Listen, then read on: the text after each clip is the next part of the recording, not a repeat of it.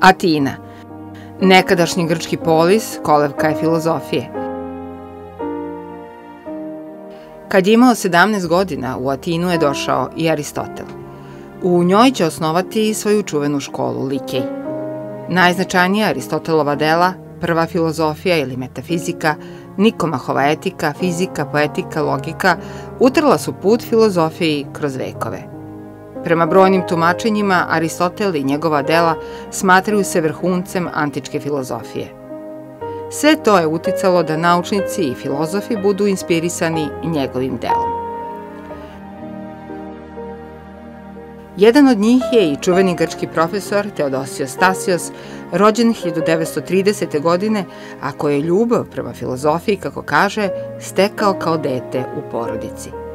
Svoj životni vek posvetio je nauci, proučavanju mašina, brodova, mostova, ali i filozofiji tehnologije.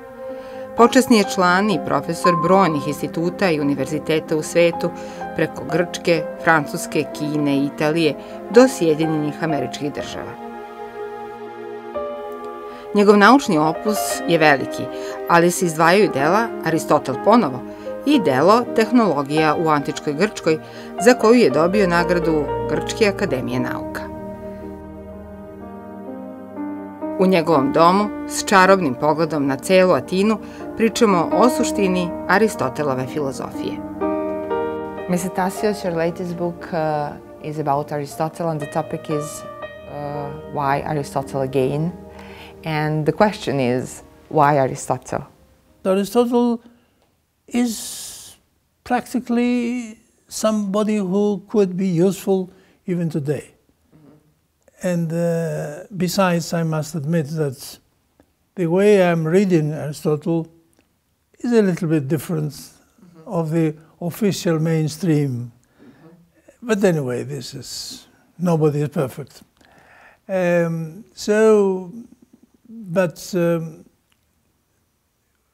Normally, the interest about Aristotle nowadays is mainly on the basis of his ethics.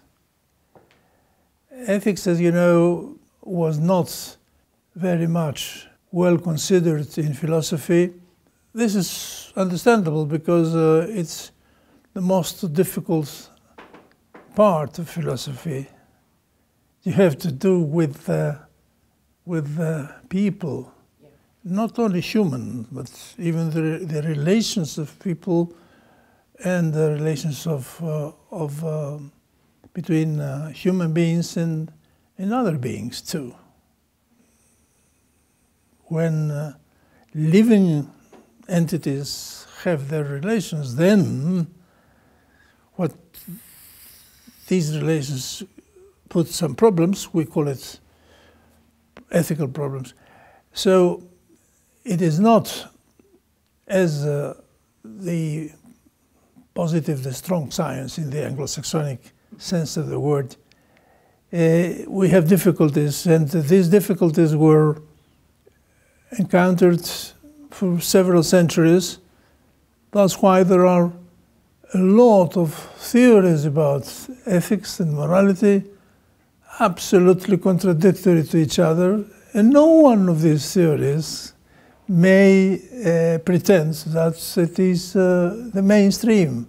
What Aristotle told us about the ethics, what is the point of the...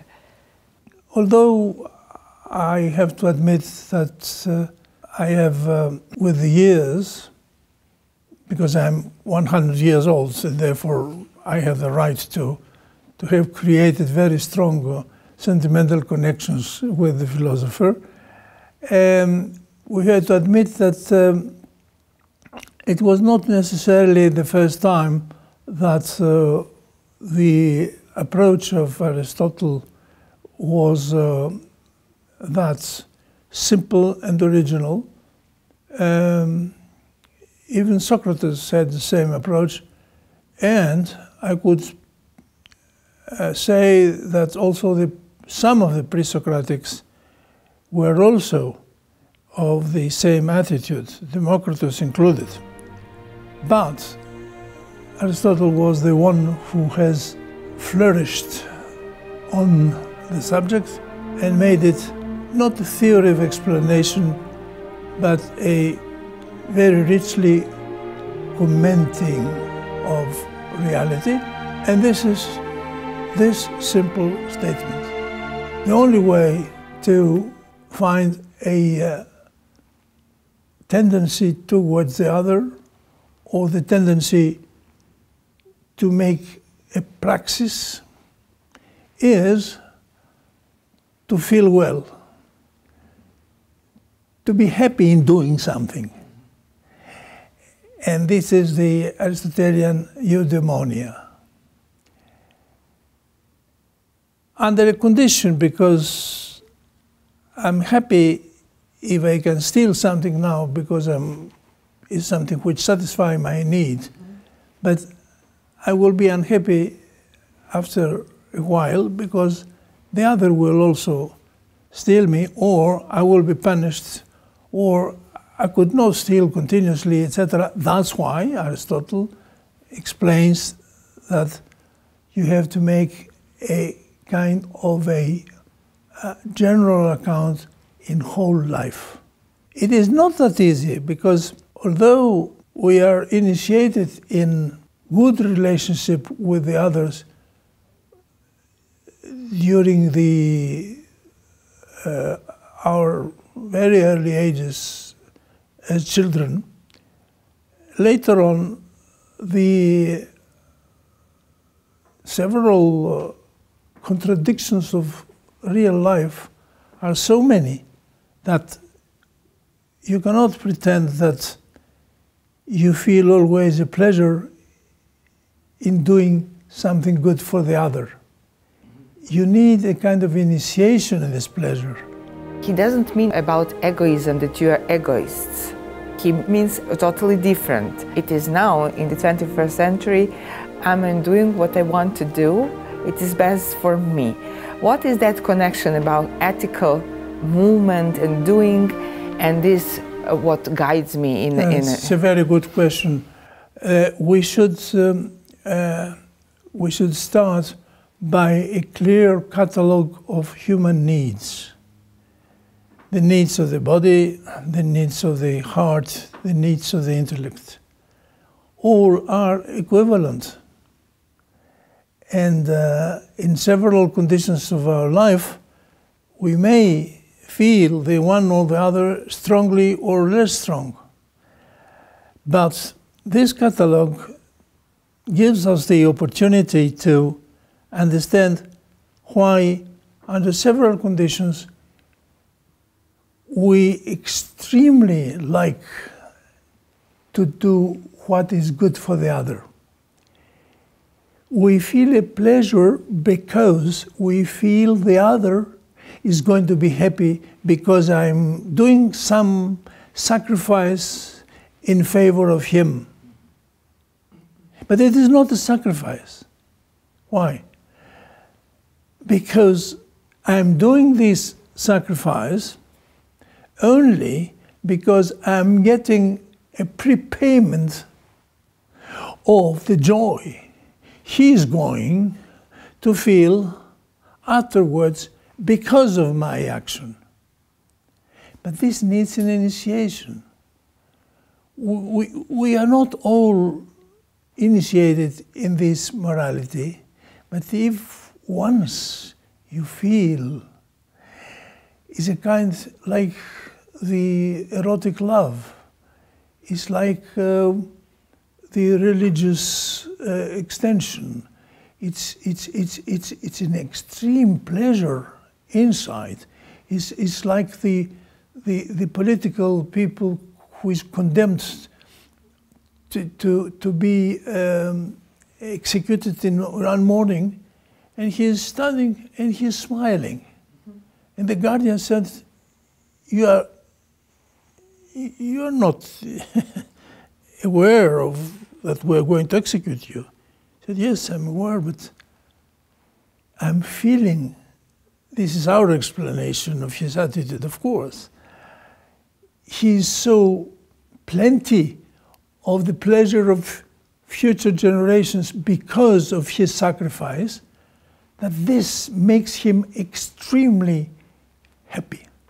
And Aristotle describes the moments of doing a good for a friend, or the friends in general, in such a way that you feel in a very short period of time, so happy that you are ready to die. Υπεραποθνίσκην. So it's not a kind of a Christian sacrifice or a patriotic sacrifice.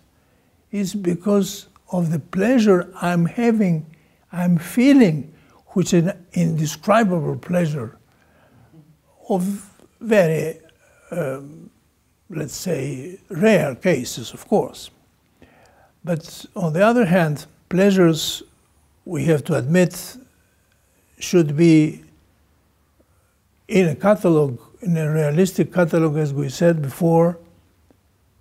And we said also that we have accepted the pleasures of the body, and Aristotle, as we said, is very realistic, accepting the pleasures of the body, which is not very frequent in philosophy, let's say. But he is giving an importance to the intellectual pleasures, the pleasures of the stochasmos, of the intellect, including science, including the solution of a problem. These pleasures, we know by experience, all of us, that they are of higher level. Meaning what? Higher intensity. Because all pleasures should finally be of chemical nature. Even the intellectual pleasures, even the sexual pleasures are all chemical. But of course, there are also the moral pleasures we were talking about before. And it seems that the moral pleasures are further higher, more intensive. Who can reach that, the moral pleasures? Everyone, in several moments of happiness. It's something that I have to submit only that I'm following the theory of the self is not an external object which is just put on the human organism in the form of a soul or any other form. I have the greatest respect for deity to accept that at the moment of the conception there is a third component which is added to the conception. I respect highly God to ask him to do this job the way it is generally said. But the creation, the gradual building of the self-consciousness, which is the ego, which is the real conscience. When we are talking about this sense, and intellectual and body sense, what we have to do according to Aristotle, how we can put it together, body and the soul. The only thing we may say is that we cannot be deprived of any of these pleasures, but the combination of these pleasures is a matter of myself, being a writer of my own life, seeking the scope of the life, which is happiness, but happiness taking into account the entire catalog of human needs, not only some needs. That's why Aristotle, and he was not alone among the Greek philosophers, insists that any individual pleasure does not necessarily give you happiness. It gives you pleasure, but it is accompanied with other consequences which may counteract the pleasure you have felt. That's why it makes us quite cautious about the misunderstanding between momentary pleasures and happiness. Happiness has a dimension of time and a dimension of a societal experience.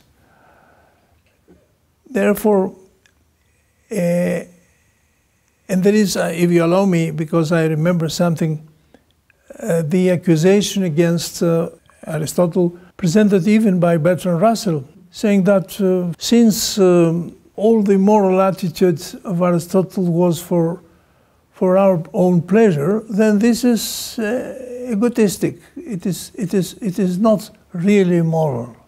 So I'm asking them, what is moral?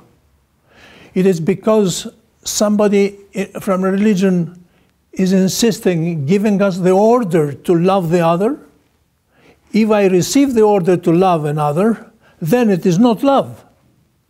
If I am not receiving an order from the other, and I have invented not the order, I have invented the pleasure of loving, this is moral. So I'm turning around the argument of the enemies of Aristotle in this respect. When we are talking about love, it is a passion, but also love is a virtue. Many psychologists now in 21st century said that virtues are changeable. They are not constant. What Aristotle said about virtues? This is a difficult question because even in the best teachings of the actual philosophers, it's difficult to find the definition of virtue. There are an incredible there is a variety of definitions, or sometimes there are no definitions at all, or there are a lot of misunderstandings.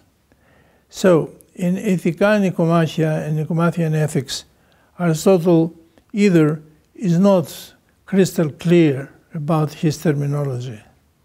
The poor way I myself am reading Aristotle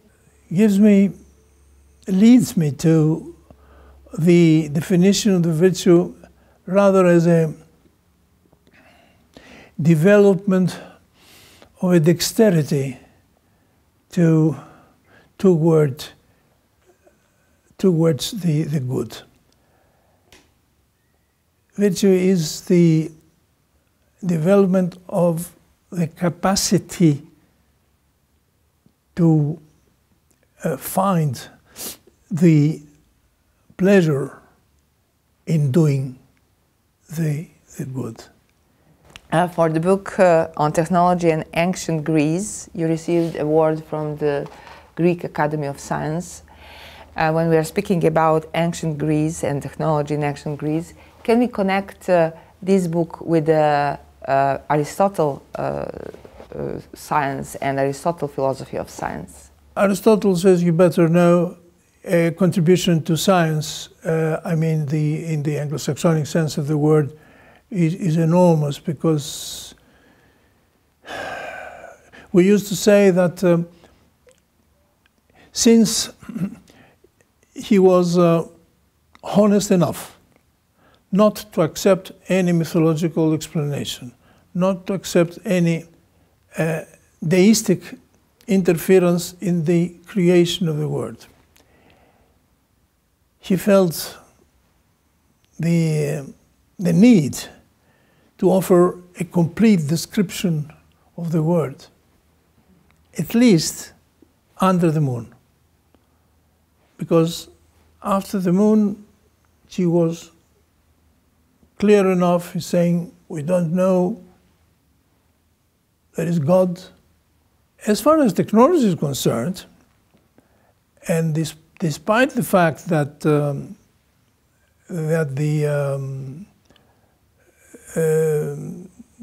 there is still, not anymore, but still persisting somewhere the opinion that the ancient Greeks were not that strong in technology, which is wrong, because the Greeks were very much devoted to technology.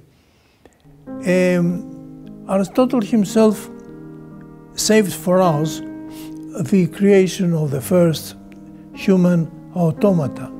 We don't believe it, but the first information we have in Greek literature about man-made automata is in Aristotle's writings.